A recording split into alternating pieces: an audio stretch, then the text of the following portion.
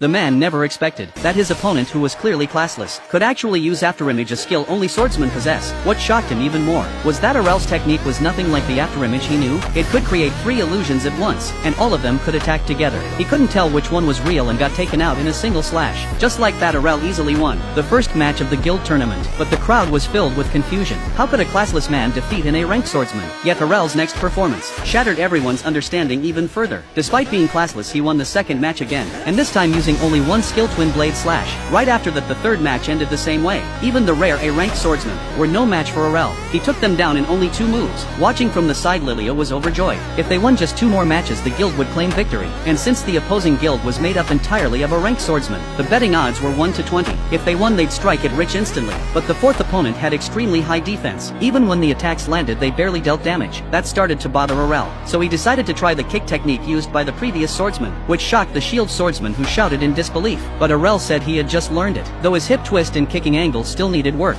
he said, and used the kick again. Yet the shield swordsman still insisted there was no way Arel could learn it. Arel agreed. To use it as an actual skill would require long training, but to simply copy it, he only needed to see it once. Just like the blocking technique the shield swordsman used moments ago, he had already figured out roughly how it worked.